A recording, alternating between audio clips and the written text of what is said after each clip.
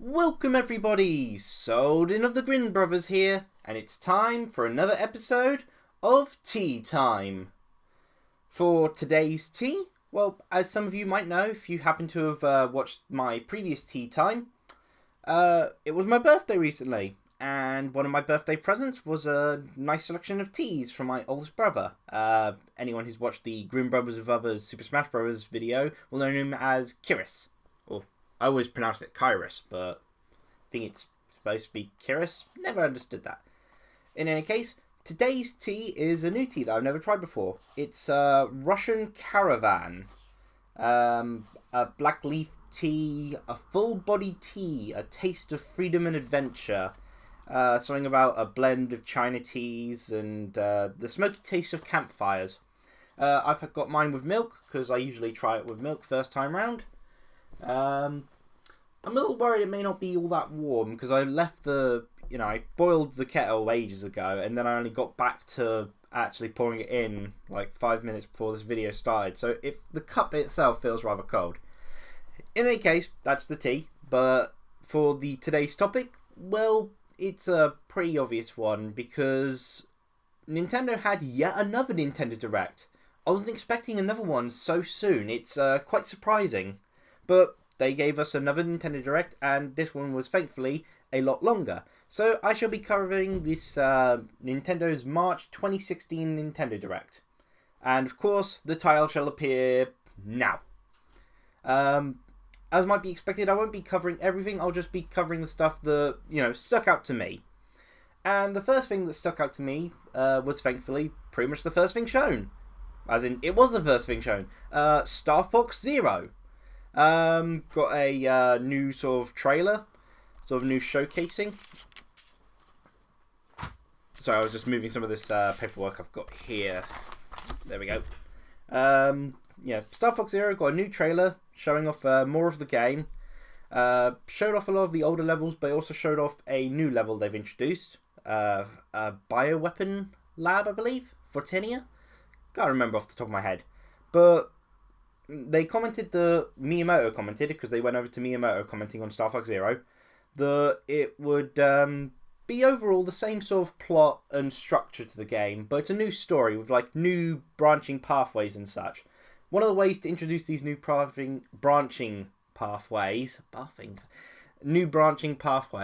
that there'll be portals that appear which teleport you to different locations. And of course, you'll be able to differ how you play certain stages based on your vehicle and the approach, going with the landform and such. Star Fox Zero has co-op play, as was sort of suggested several times before. This co-op play is one player plays with the Pro Controller, the other player plays with the gamepad. I think it's a nice way to allow two people to play at once. I mean, naturally I prefer pure co-op, but given how much the game seems reliant on utilising the gamepad, it makes sense that it's this is the way they've decided to introduce co-op instead. Some of the things that they mentioned, Star Wolf returns, as pretty much was expected. Glad to see. Ever since Super Smash Bros. Brawl, I've quite liked Wolf as a character. I say a lot on these tea times, don't I? And another really cool thing was how they showcase what the Fox Amiibo does for Star Fox Zero.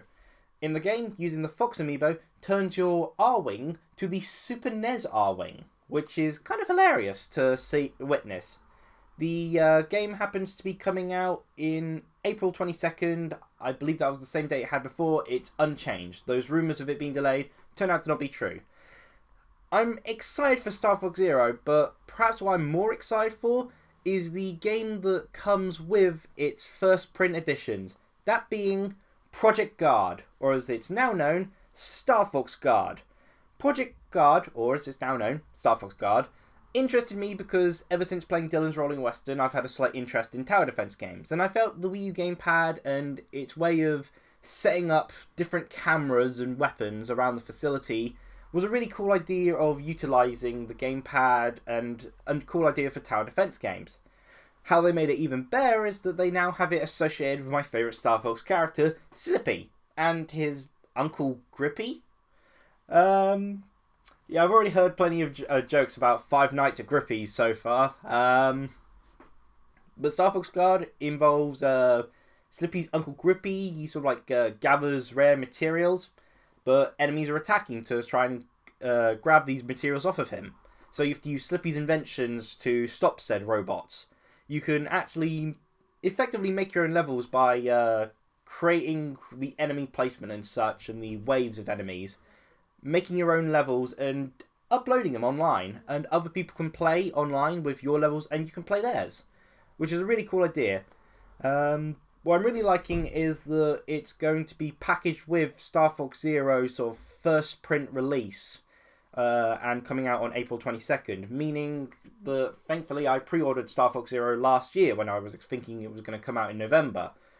So I'm glad that this is the case, because I'll probably be getting a first print edition as a result. So hooray! Really looking forward to both games, but ironically I'm looking forward to Star Fox Guard more so than Star Fox Zero. Wow, that took a long time talking about Star Fox. I'll have a quick mention of Splatoon, because they mentioned Splatoon will be getting further updates. It doesn't seem like hugely significant updates you'll be getting. Mostly simple ones, some balance adjustments in future, some additions to Splatfest, so they haven't specified what. And there'll be some extra weapon combinations added at some point. Apparently the first of these updates is coming March 9th, but basically they plan to keep supporting Splatoon, although I don't see anything that they're sort of doing as like major updates, as it were. You know, no sort of new maps at this point.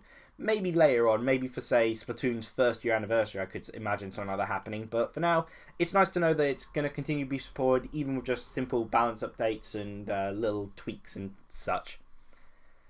Moving on from that to a topic I'm really excited about.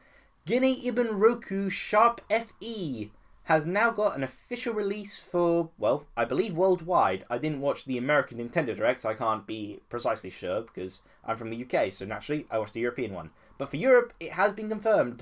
Gene Ibn Roku Sharp FE, or as it's now known, Tokyo Mirage Session Sharp FE, is releasing on, let's see, June 24th, I believe. Yeah, June 24th for the UK, so I'm very happy about that.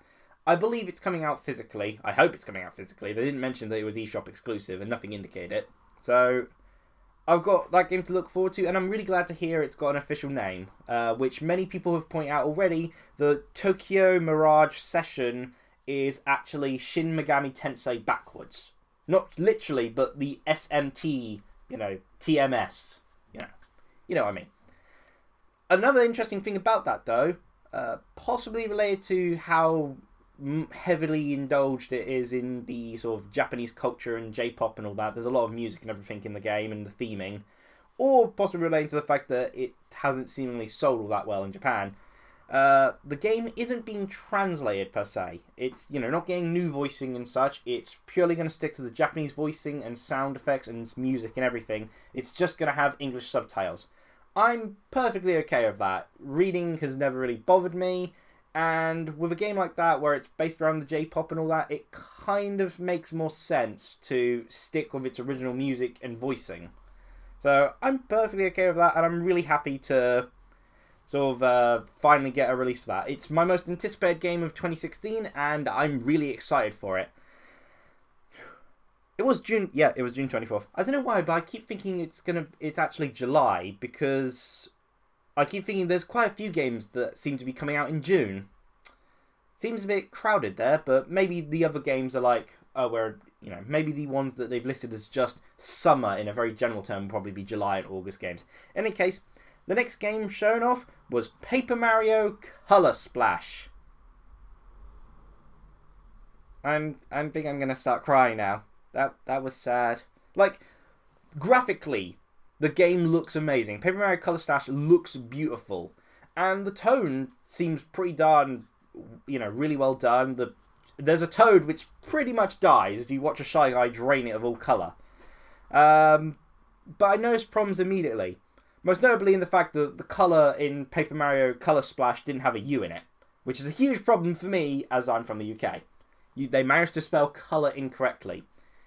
But the bigger problem is that it looks to play more like a successor to Sticker Star than Thousand Year Door. I mean, at this rate, I'd have accepted a successor to Super Paper Mario. At least people actually enjoyed that, even if I didn't. But Sticker Star?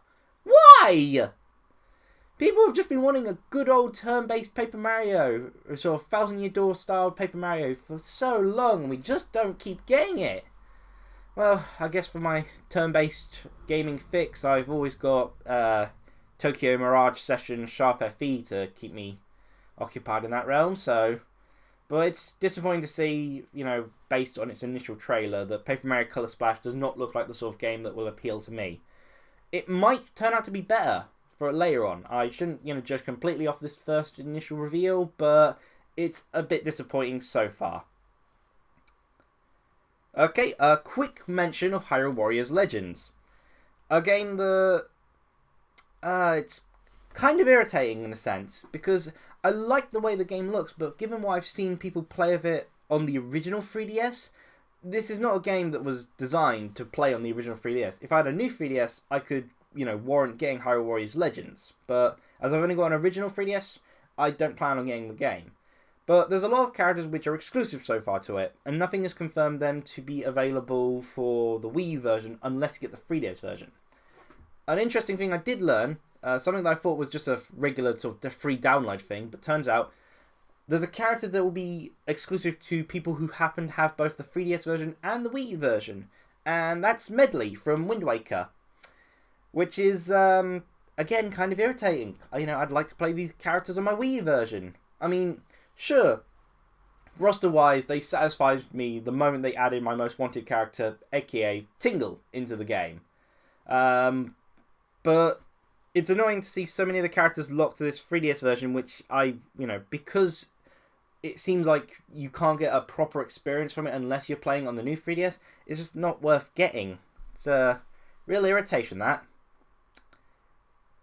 Then, let's see. The next thing I'll just quickly comment on is Yokai Watch. Why would I comment on Yokai Watch? I have no interest in the game. Like, if I want my not Pokemon, but Pokemon-esque styled fix of gameplay, well, I've been playing Fossil Fighters Frontier last year. That's actually a surprisingly fun game. But the one thing I'll point out in regards to Yokai Watch is Satoru Shibata, the head of Nintendo of Europe, is absolutely hilarious. Like, when announcing Yokai Watch for a European release, he was doing the Yokai Watch dance, which that song was stuck in my head all night, so thanks for that. But the dance was hilarious. Satoru Shibata is just a great guy. I enjoy having him presenting the Nintendo of Europe Directs. On a game I am much more interested in, Metroid Prime Federation Force.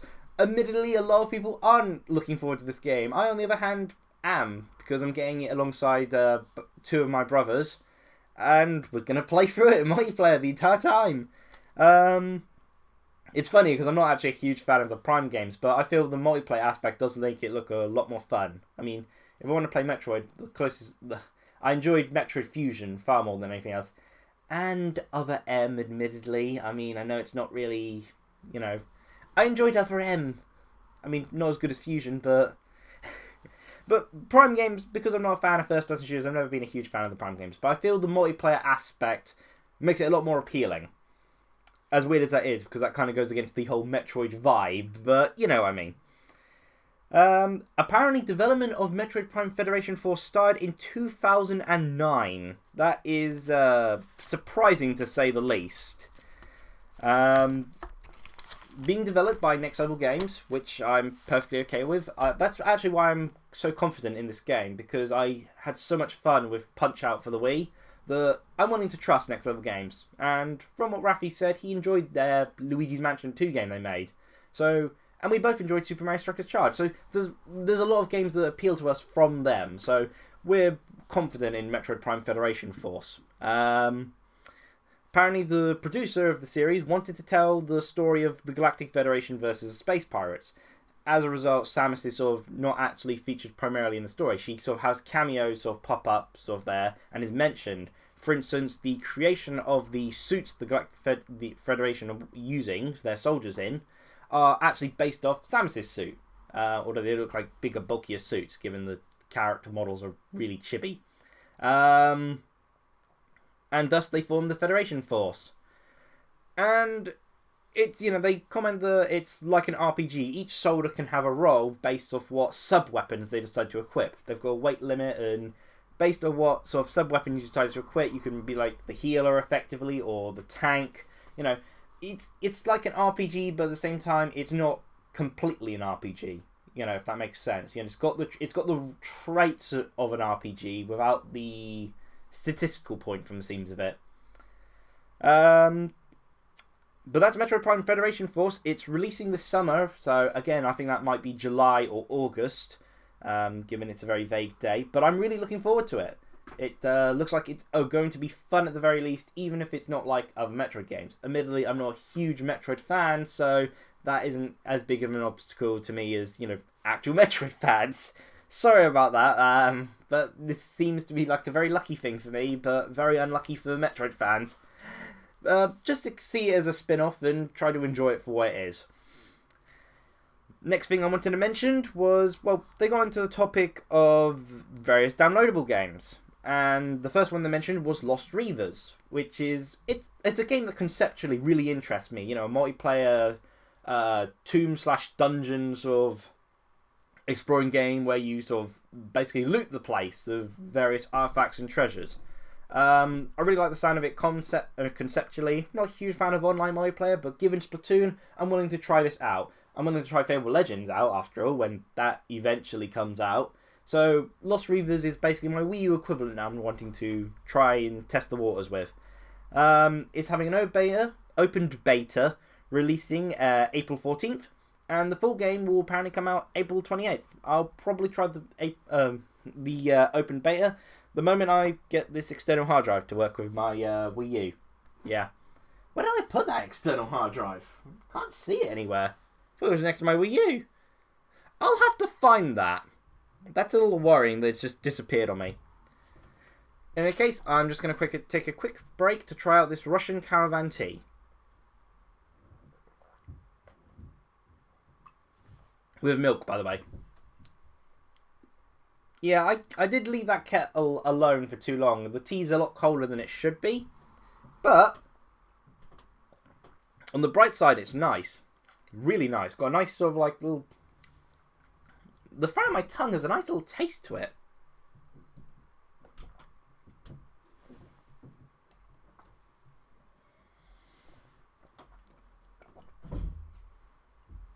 Sorry that I decided to drink the entire thing just then. If I left it any longer, it would have ended up stone cold. Although Raffi seems to argue that I have my teas stone cold anyway. He drinks them straight from the kettle, so, In any case, further things revealed. Something that doesn't really matter to me, but the new 3DS has a Super NES Virtual Console. I thought that was at least a cool thing to mention. It's releasing first with Super Mario World and Earthbound. Admittedly, I'm not sure why you'd want to play a Super Mario World unless it's part of the Super Mario All-Stars game for the Super NES. After all, that one has Luigi with a unique sprite and everything. And a save feature. Or maybe Super Mario World did have a save feature. I never actually owned Super Mario World as a standalone game. I always experienced the Mario game through Super Mario All-Stars. So, next thing on the list. Bunch of indie games and third-party games were showed off. Most of them didn't really catch my eye. I saw, there was the Star Wars game. I'm not a big fan of Star Wars, so I don't care about that. But it was like one of the only big third-party games. Super Meat Boy is finally coming to the Nintendo system. There was a new Giana Sisters game.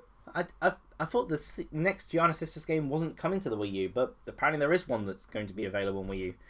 The coolest thing for me there, though, was Hollow Knight. I really liked the look of Hollow Knight artistically, and I was originally going to fund it on Kickstarter, but I was pretty much broke at the time that Hollow Knight's Kickstarter came out. It was always going to be a case that if it was just a little bit off of its goal, I would actually have funded it. But because it reached its goal, I decided, okay, I don't have the money to really spend on that sort of thing, so I'm going to leave it be. I'll get the game I'll support them by buying the game when it comes out. It looks amazing. Also, I love insects and bugs, and there seems to be a lot of that sort of theme and vibe to it. The next thing, I have a friend some know him as the YouTuber Evil Ranunculus. Has a YouTube channel along with his sister called Compatible Pokemon Plays. I believe that's what it's called. I'll put up the right titles for both of those things if need be. But he's a big fan of a certain series. He's a big fan of rhythm games. And so, my immediate thought when Rhythm Paradise Mega Mix was shown was that Evil Ranunculus is going to be very happy. So, I'm going to look forward to talking to him about that, because he really likes the series. I've never tried it out, but due to my playtime with Hatsune Miku Project Mirai DX and other Hatsune Miku games, I am quite liking rhythm games quite a bit as of late. So I wouldn't mind trying that out. I think it might be good testing out the Wii version that I do actually have at the moment. I found it for cheap for like, a quid in a store. So I decided I'll pick this up. So I should probably try that out, and if I enjoy it, maybe try seeing about the 3DS game. Well, at a later date. The only problem is that there are so many games coming out that I want. This Nintendo Direct is torturing my poor wallet. My poor wallet is suffered for my entertainment.